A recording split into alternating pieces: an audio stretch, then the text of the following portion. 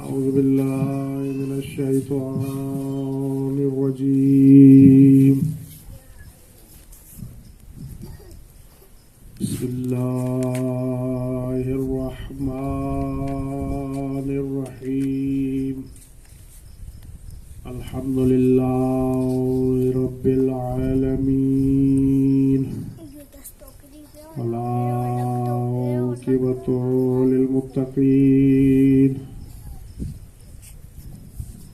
والصلاة والسلام والتحية والإكرام على سيدنا ومولانا ومولى الثقلين جد الحسن والحسين أبي القاسم محمد، ثم صلاة والسلام على وزيره وبشيره وابن أمه الذي صاحب المنبر والمحراب والبراق سيد القونين أبي الحسنين علي بن أبي طالب. أما بعد، فقد قال الله تبارك وتعالى: بسم الله الرحمن الرحيم. لن تنالوا البر حتى تنفقوا مما تحبون. صلوات. नारे तकबीर। खालिक अकबर का नाम जितना बुलंद है, तमाम मोमिनीन मिलकर हाथ बुलंद करके जवाब दे: नारे तकबीर, नारे तकबीर, नारे रिसालत, नारे रिसालत, नारे हैदरी, नारे हैदरी। सल्लल्लाहु बर मोहम्मद व आले मोहम्मद।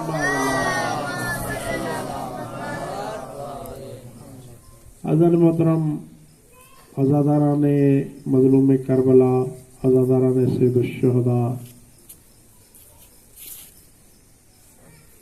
यकीनन आप लायक तहसीन है कि इस पुरआशोब दौर में, इस खतरनाक दौर में, कि जिस दौर में किसी के पास किसी के लिए टाइम नहीं है,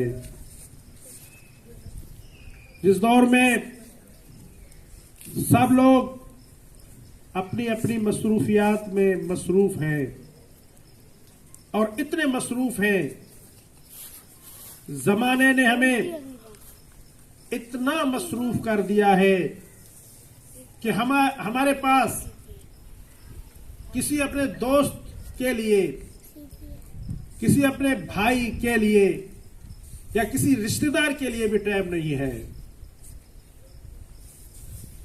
गुनागुन मसरूफियात है जिंदगी की, जिंदगी की मसरूफियात में इंसान मसरूफ है।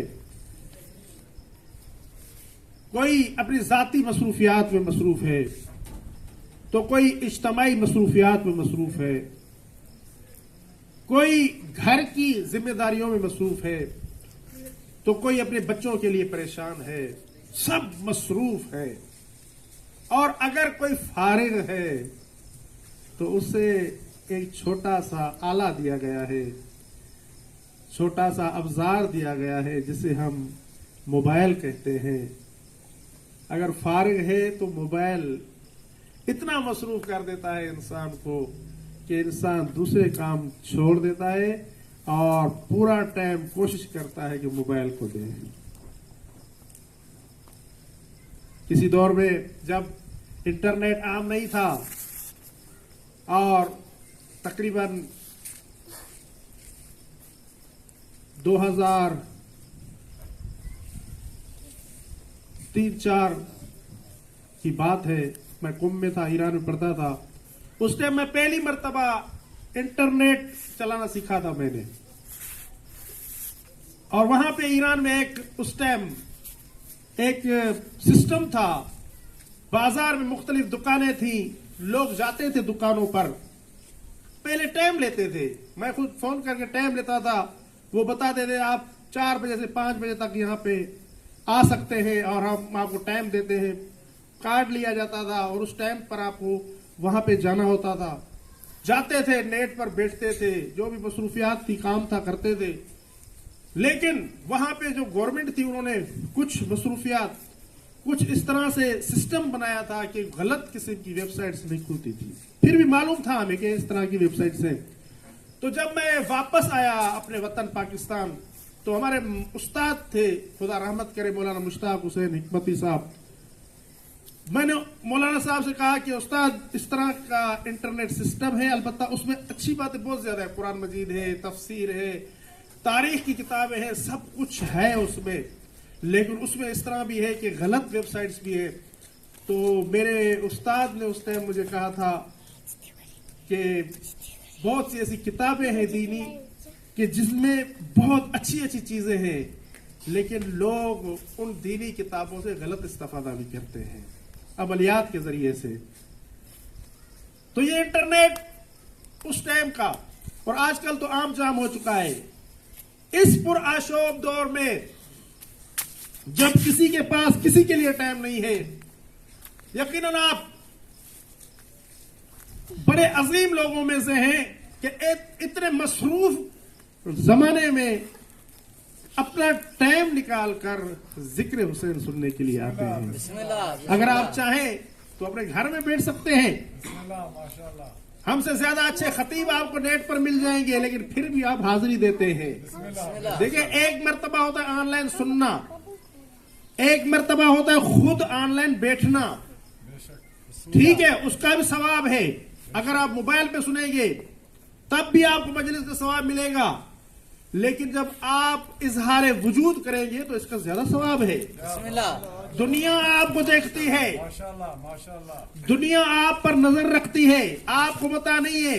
जिस तरह कहते हैं कि शेर को अपनी ताकत का इल्म नहीं होता। ए मोमिन, ए आजादार, ए डाढ़र के मोमिन, तुझे मालूम नहीं कि तेरी कितनी कीमत है।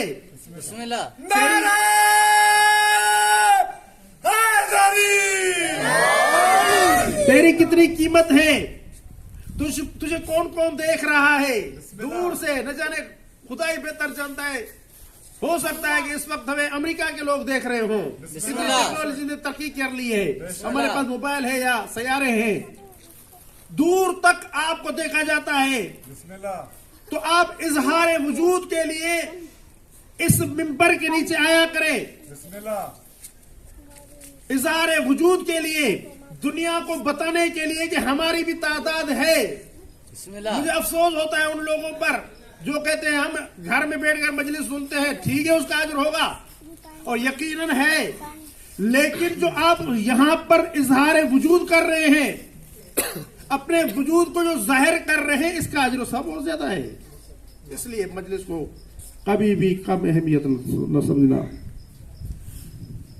बहरहाल मौलाना साहब तशरीफ फरमा है, मैं ज्यादा वक्त नहीं लूंगा, बस इतना अर्ज करूंगा कि हुसैन वो अजीम हस्ती कि जिस हस्ती ने अपना सब कुछ कुर्बान कर दिया इस्लाम की बता के लिए।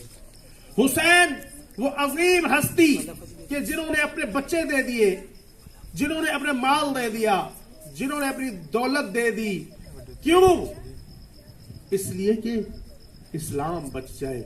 अगर हुसैन चाहते तो यजीद के साथ इत्तेहाद कर सकते थे, अगर हुसैन चाहते तो यजीद के साथ इत्तेहाद करके, यजीद के साथ बातचीत करके बैठ सकते थे, लेकिन अजीज दोस्तों ऐसा हुसैन ने नहीं किया। क्यों? क्योंकि अगर हुसैन इस तरह करते शायद कुछ हुसैन को फायदा मिल जाता, लेकिन नहीं, हुसैन ने ऐसा नहीं किया, बल्कि हुसैन ने तो क़यामत तक बाकी रहने वाले दीन की हिफाजत करनी थी, और दीन की हिफाजत के लिए मौला हुसैन ने अपना सब कुछ कुर्बान कर दिया, अपने बच्चे दे दिए, अपना माल दे दिया, अपनी औलाद सब कुछ दे दिया। सलात पर मोहम्मद।